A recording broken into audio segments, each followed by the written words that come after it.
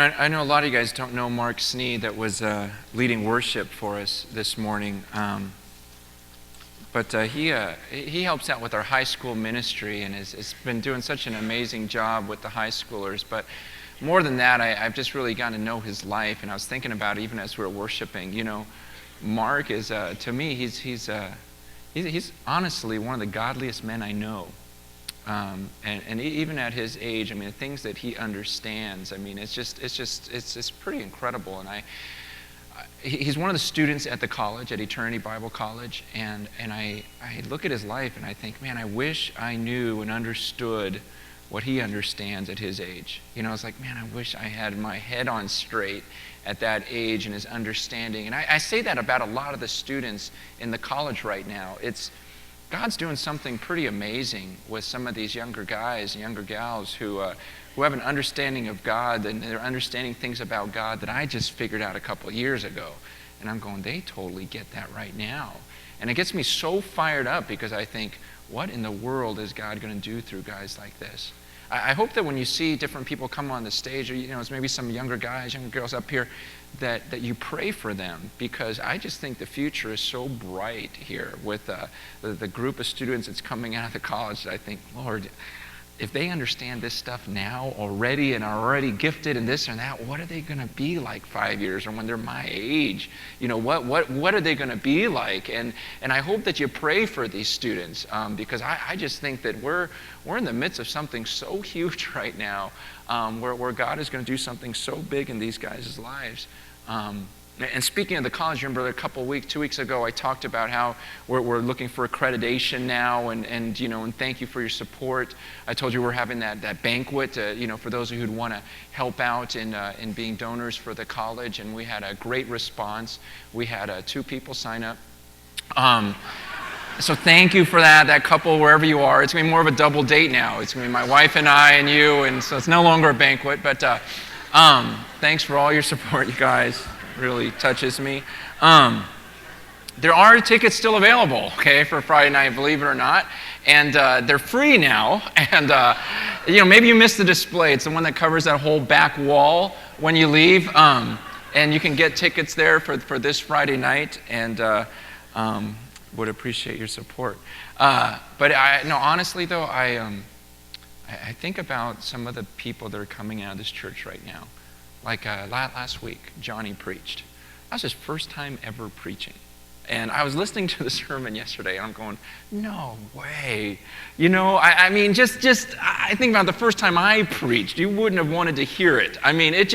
It was terrible. And I listened to Johnny, I go, man, first time speaking, he just got out of seminary, and you got to know that you're the ones that paid for a seminary education. You're the ones that are developing these leaders that are coming out that I believe are going to just do such amazing things, and that's why I bring some of these different guys up. Last week, while Johnny was preaching here, I was preaching in Ohio at Tony's church. Tony, our old worship pastor, that we sent as a church to go plant a church in Ohio, and they started this year in January. There was 13 of them in this little living room, and now they've got their own place and everything, and there's like 40 to 50 people there that are just fired up and ready to make a difference, and I'm just so excited about the potential of that church. While I was in Ohio, Ron Wilson, another one of our elders, was in Idaho. It's kind of the same thing. He was in Idaho, and he was at Paul Hatfield's church. You remember Paul, who also led worship here?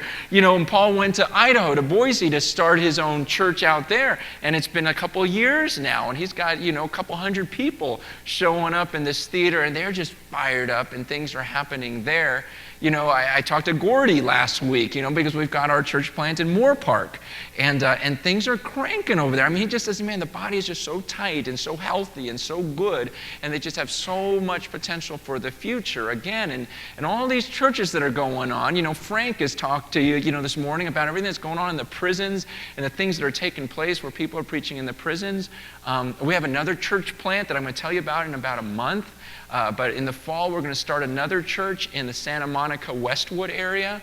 because we've had a bunch of UCLA students that have been making this journey out here every weekend and, want something out there for themselves. They want a cornerstone out there. Like, let's go for it. And we've got some leaders that are trained up. Again, guys that you paid for their seminary education. We're building up, we're training up, we're sending them out. And they're going to all of these places. And we're just starting to see, the fruits of our labor where all these guys we've been training and working with and have been serving you are now going to these different places. And I don't even have time to mention all the missionaries that we've sent out. But that's the way this church has to be. And I applaud you for just saying, you know what, let's keep investing in the youth. Because I tell you, there's a lot of churches where the people in the congregation would get angry, seeing a young guy up there leading worship, going, what are those kids doing up, instead of saying, wow, this is amazing. We've got all these young leaders getting raised up and going to these different places. And this is the way it's supposed to work. This is the way it's supposed to work. I should have a bunch of guys coming out of the college that are way beyond where I was back then. We should all have people like that in our lives where we go, man, they get it. See, a lot of times we set our sights too low. Like with our own kids or with whoever else, we think, okay, if I can just get my kids to hold on to my faith to some degree, that can't be the goal. You're failing if that's your goal. The whole goal is I want to teach them everything I know at their young age. I want to share all of my experiences with them so then they can start taking it to the next level and their faith could surpass mine. See, that's what the church is supposed to do, is take the next generation and raise them up to surpass our faith and go beyond where we are. There's a great psalm in Psalm 71. If you have your Bibles, turn to Psalm 71. And this is a message for those of us who are older. This isn't really my message, but I just want to show us one section. And when I say older, I'm talking about myself. When I go to these camps now, and I speak at high school camps, I used to go to camps like 15 years ago. I started speaking at these high school camps, and I used to drive up. I had a convertible Mustang, I had hair, and and it was just like, oh, no way, that's the camp speaker, driving up in his Mustang, and it's just like, wow, he's so cool. And then now it's like, he's driving up with his 4 kids in his minivan. I'm a fossil, to them. I mean, they seriously, they just go, wow, they really look at me as so old. And then they hear, whoa, you saw Star Wars when it was first out? I'm like, yeah. It's just like a whole different world to them, And I tell them, I got people in my church that saw the Beatles. And they're like, no way.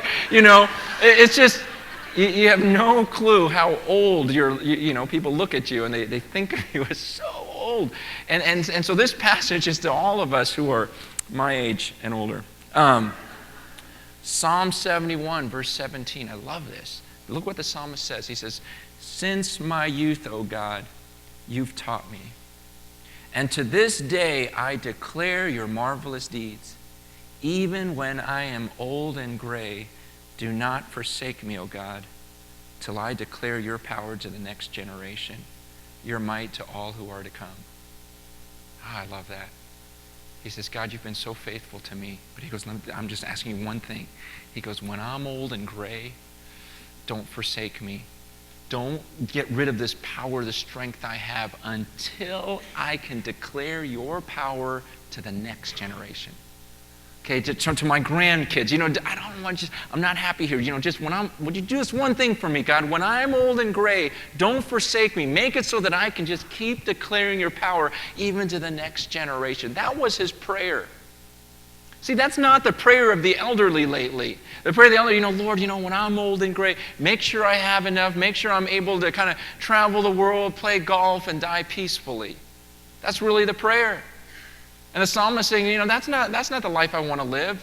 When I'm older, God, when I'm old and gray, don't forsake me so that I still have the energy so I can invest and give every single bit that I have left into making sure that next generation knows how great you are. That's what I live for. That's what I exist for. Man, is that what you're existing for? To teach the next generation about the marvelous things that God has done in your life. That's the reason to live. That's what we're pursuing here, is that next generation. They would go so far beyond us because we've taught them everything that we know about God at a young age so they can take the faith to the next level. And I just got to ask you, are you doing that? Are you living for that? And also just to encourage you, because I just go, you know what, this future for our next generation here at the church, this is why we've invested so much into the youth ministry, children's ministry, and now the college, is because we're going, you know what, this next generation is going to just take it off the charts. They're ready, they're fired up, and they're going to do some things that I think will blow our minds. But again, that has nothing to do with my message today. I just need to get some people to the banquet. Turn to Luke chapter 22. Luke 22.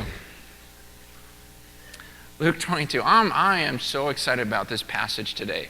This is good stuff. Luke chapter 22.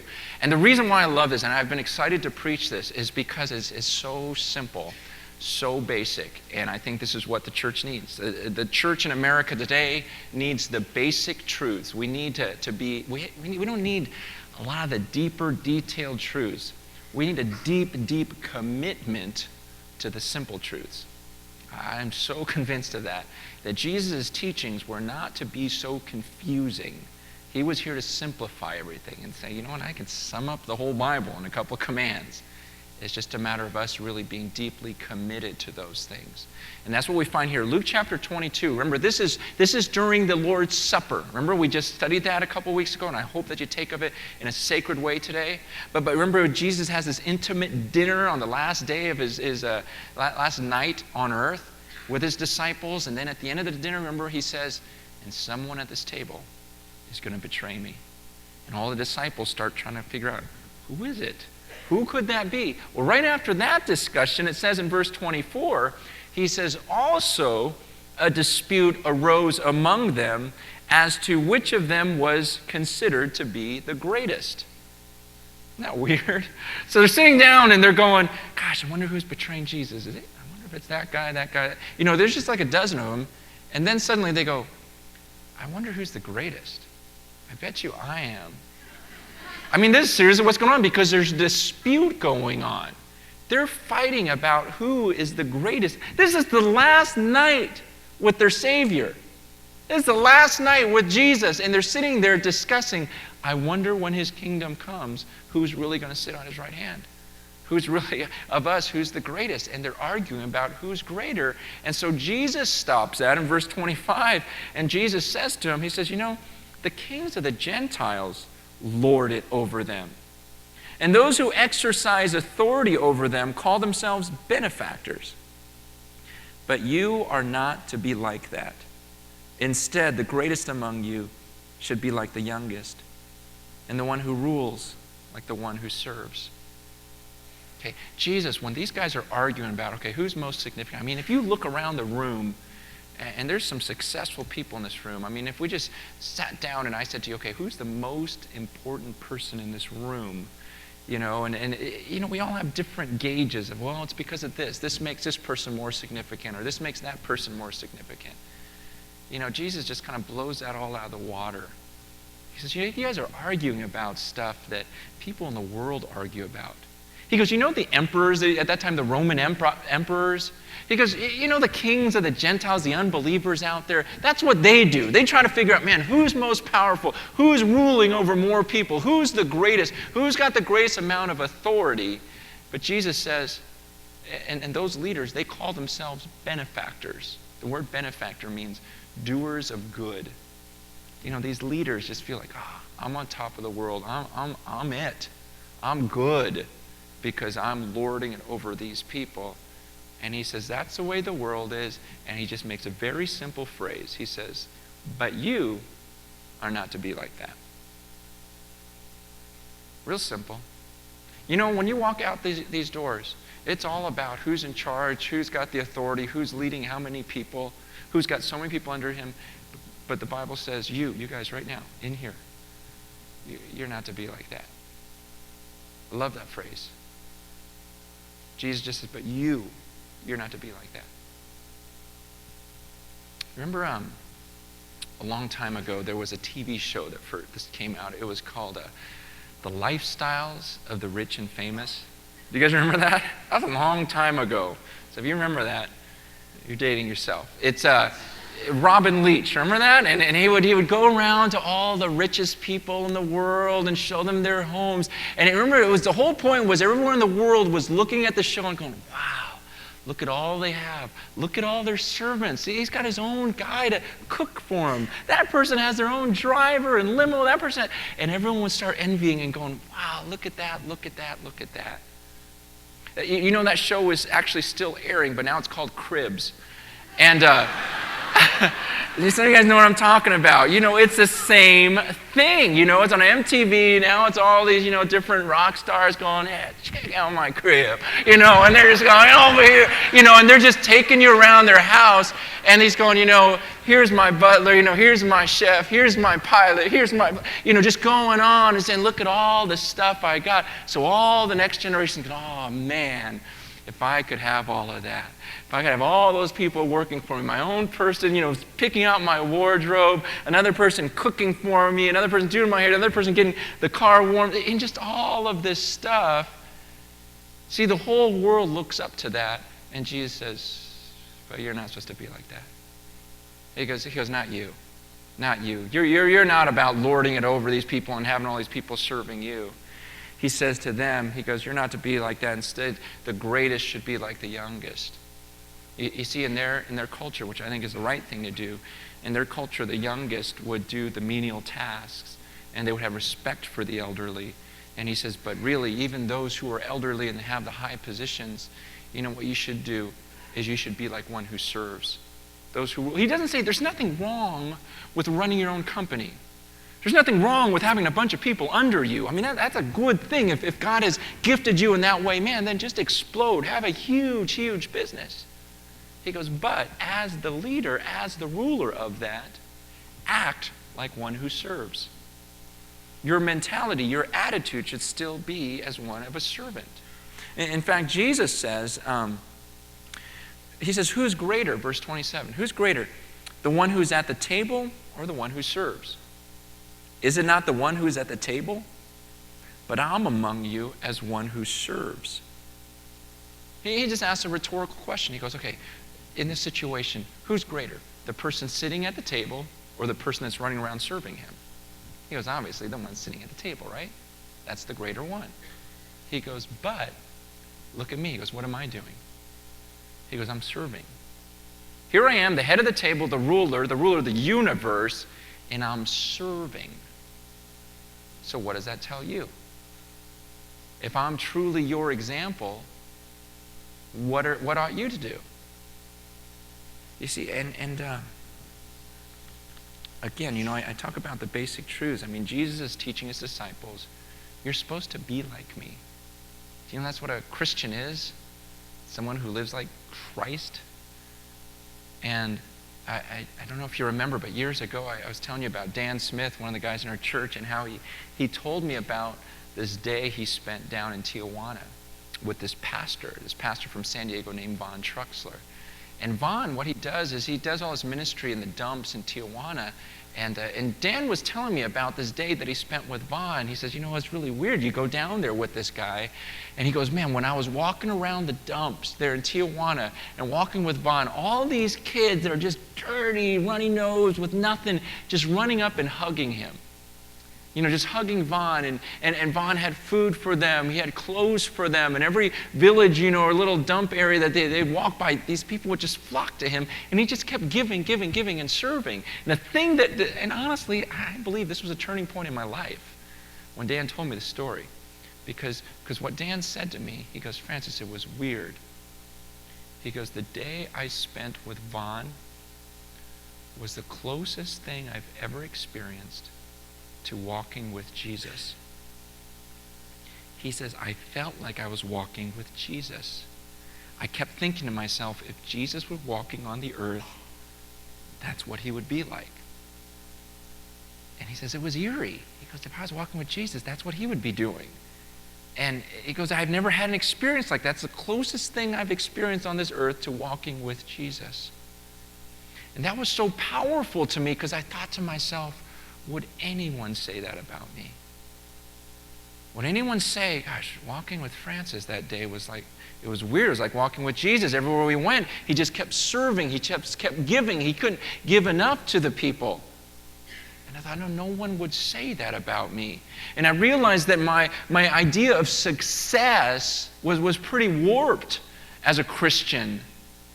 That I wasn't even trying to be like Christ anymore. And it's like, man, no, this is successful. Successful is that one day someone would say of me, man, the way he walked, the way I hung out with him, man, it was like walking with Jesus. He just couldn't stop giving and serving people.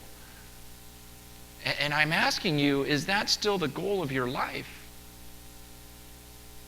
Is that still what you're pursuing, saying, I want to be like Christ?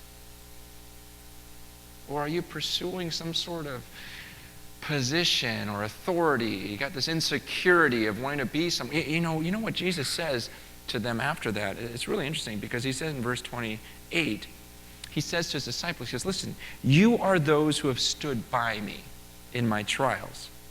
And I confer on you, so I'm going to give to you a kingdom, just as my Father conferred on me, so that you may eat and drink at my table in my kingdom and sit on thrones, judging the 12 tribes of Israel. He says to his disciples, he goes, listen, and he's saying this to us. Those of us who follow Jesus, those of us who really believe that Jesus died on that cross for our sins, and we've made a commitment saying, you know what, he died for me, and I'm going to follow him, and you really mean it. What he says is, he goes, you know what, you're already in the kingdom. He tells his disciples, not only are you in, not only do I have a spot in heaven, 1 Corinthians 6 says, I'm actually going to sit in judgment over angels. And he tells his disciples there, you know, that even the 12 tribes of Israel, those original tribes, and those who rebelled against God, you're going to sit in judgment over them. You're going to sit on thrones with me. Because don't be insecure. You've already arrived. I'm just saying with that position now, become a servant. Quit striving for something you've already got. Who cares about this world? You know, we're going to be gone any second. But one day we're going to rule with Jesus. That's huge. And he says, so this is the way it works in my kingdom. When you're a ruler, you act as a servant. You go around, you serve other people. And let me just ask you, do the people in your own family see you as a servant? Would they use that in describing you? Wow, she really serves our family. He really serves our family. Servant. Would the people at work, no matter what position you hold, do they just see you as serving them? Saying, man, with all that power, he or she still just serves. Cares about my needs. Walks around, figure out who they can help. A servant. Do your neighbors see you as a servant? You know, Mark, who's leading worship, was telling about one of his roommates.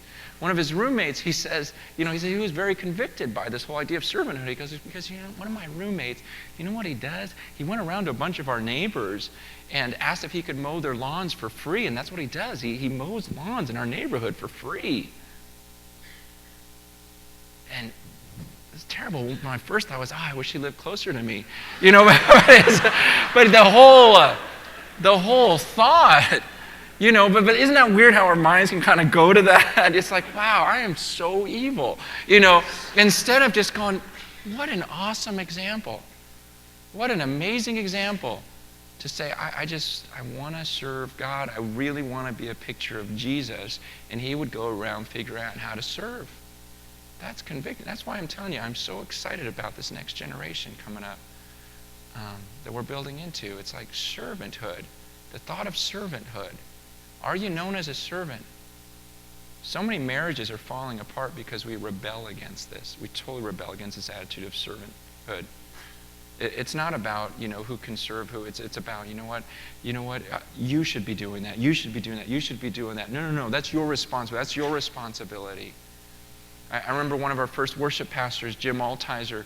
Remember him? He talked about this couple one time, and he said how when they got home every day, when they got together, what they would do is they would have a competition to see who could outserve the other one.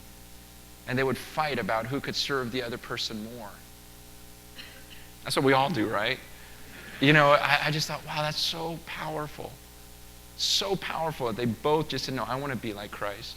I want to be more like Christ. I'm going to do more than you. I'm going to serve you more than you serve me tonight. That was our competition every night. You know, and you guys, if we did that, there would be no more divorces in this church. There wouldn't be. There would not be another divorce in this church if we took this mindset of serving. Can you name one divorce where the couple really had that mindset? I'm going to outserve the other person. I mean, you hear that story where people go, you know what? We just kept serving until it just didn't work out anymore. You know, she was just trying to serve me way too much. It just bugged me, and I had to leave her. You guys, I mean, isn't that this is what kills us? Isn't it? I mean, we laugh, we joke about it, but that's the truth. It's like we rebel against this servanthood, and Jesus says if you would just get that, life would be so much better. And here's the most interesting part of the passage to me. This is the part that nailed me. I don't know that I ever really noticed this before, but look at verse 31 and 32. Verse 31, just this. Verse 31, he looks at Peter. Jesus looks at Peter and he says to him, Simon Peter, he says, Simon, Simon, Satan has asked to sift you as wheat. Think about that. To sift as wheat, it just basically means he's just asked to tear you up, to shred you to pieces, to chew you up and spit you out. Think about that. Jesus says, hey, Simon, I want you to know Satan is so after you. He's even asked the Father, hey, can I grab Peter? Can I grab Simon and just thrash him and see if his faith survives? It's kind of like when you read the story of Job. Remember the beginning of Job? Where Satan says, you know what, Lord, I want to take Job and I want to just trash his life. And I bet you he'll curse you to your face. God says, all right, go ahead. Jesus says, you know what, Peter? Satan's after you right now. He wants to tear you up. He wants to ruin your faith. Isn't that a weird thought? That as I'm speaking to you and I'm going, come on, you guys, let's be servants, let's follow Christ's example, this or that there's another element going on in this room. There's another force that Satan himself wants you to fall. He wants you to get arrogant. He wants you to be so into the things of the world that you never even think about spiritual things.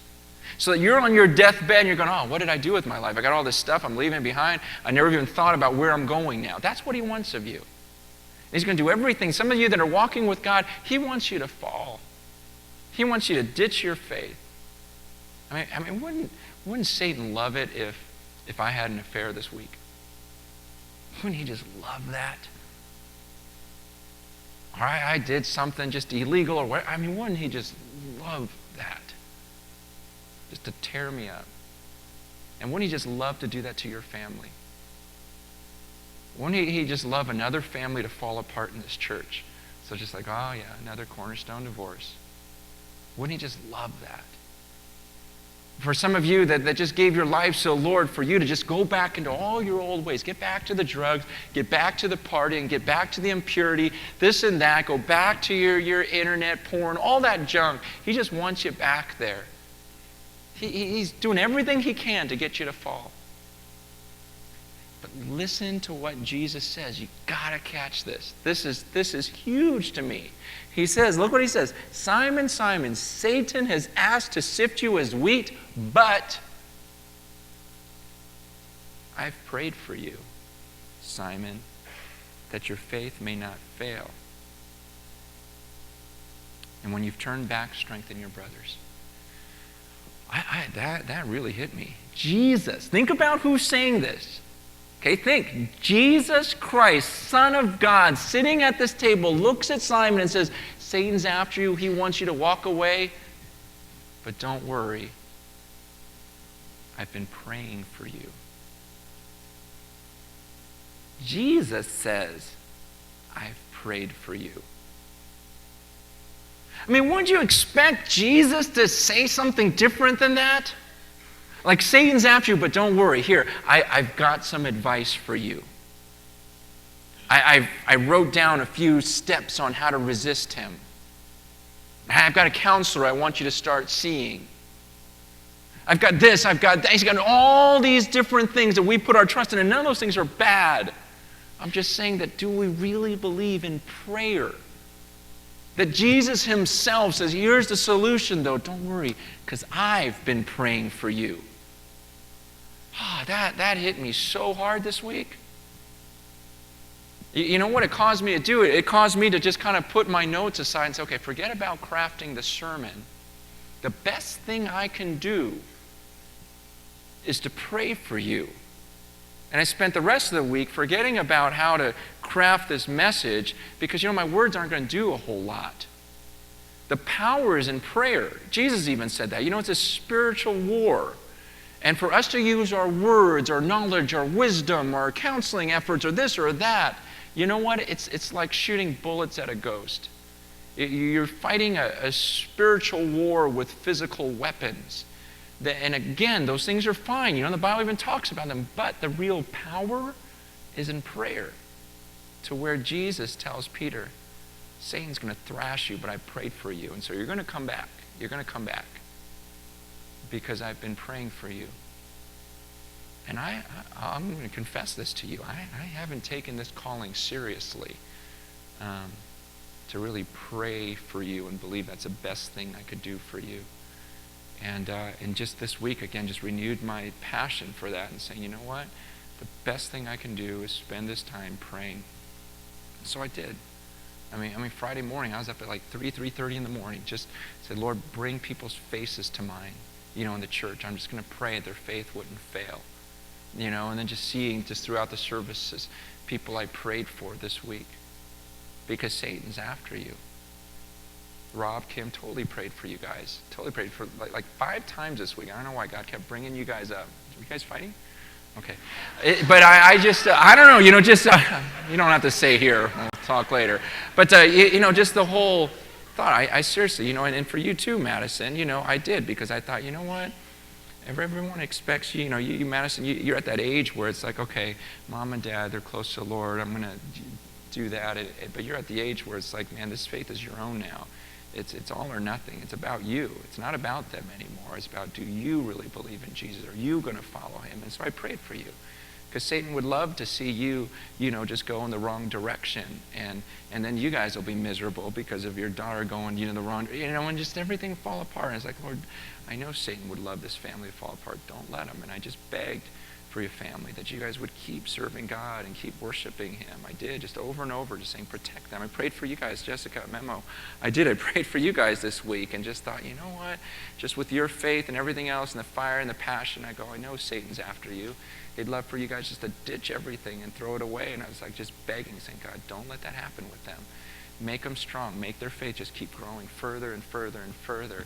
Doug and Franny totally prayed for you guys this week. Just that, God would love to see you guys blow it, and just mess up or whatever else. Kathy, I didn't pray for you, but I will. But, I just thought, I just didn't think of you, sorry. But, just thought about your faith and everything else. The Gerlachs, Travis, man, totally just lifted you guys up. Like, God, don't let Satan have these guys. Man, don't let their faith fail. Max, totally prayed for you this week. Just like, man, don't, God, you can't let these guys, Jeff, Nancy, prayed for your family. Just go, gosh, Satan would love for you guys to fall apart and lose your focus and everything else. And you guys, I don't even know your names. I see you every week, and I prayed. I said, God, those two, you know who I'm talking about. I seriously prayed for you guys because, man, I just see the passion just in worship and love for, what are your names anyways? Kevin and Tiffany. Okay. Kevin and Tiffany. Pray for Kevin and Tiffany. Kevin and Tiffany. But, I just like, you know what? I hope your passion for God never dies and it just grows and it keeps going to the next level because it's just, because this is real stuff. There's a real war going on for your lives, for your souls. And you've got to believe that your prayer does something and that it's necessary. It's interesting because Jesus says to Peter, I prayed for you, so when you turn back, then start worshiping. Then start strengthening others. And it's an interesting thing what Peter says. Peter says something very arrogant. And this may be where some of you are at. Because what Peter says is, Peter replies, he goes, Lord, I'm ready to go with you to prison and to death. He's kind of saying, Jesus, why are you praying for me? Why are you saying I'm going to fall away and got to come back? He goes, I'm ready to go with you to prison, to death. And Jesus' reply is, shut up. Jesus says to Peter, he goes, you know what? Before the rooster crows tomorrow morning, you're going to deny me 3 times that you know me. Because you're this far away. In fact, today you're going to disown me. You're going to walk away.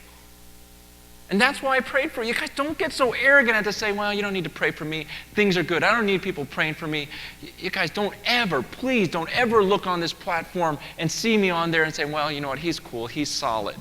You guys, that is the biggest lie in the world. I am this far away from just absolutely blowing it. Every day of my life. Man, and I absolutely depend on the prayers. Man, you got to remember, this is Simon Peter who's going to head up the church. He's going to start, it's just everything gets run through him in the beginning of the book of Acts. And he does it all. And that's why it's like, don't ever assume that someone's strong and someone's not going to fall. Man, be serious about praying for each other, praying for me, praying for the leaders in the church. Man, I'll look for solid people. I prayed for you, Frank, this week. Just with you heading up prison ministry and your wife and everything's so tight and so good. I mean, you're married to one of the godliest women in the world. And yet I'm not going to take for granted that everything's going to be good and perfect in your home. It's like, God, don't you let them fall. It's just solid right now. But I'm not going to take that for granted. Don't do that. We've got to pray. This is huge. This is how we serve one another.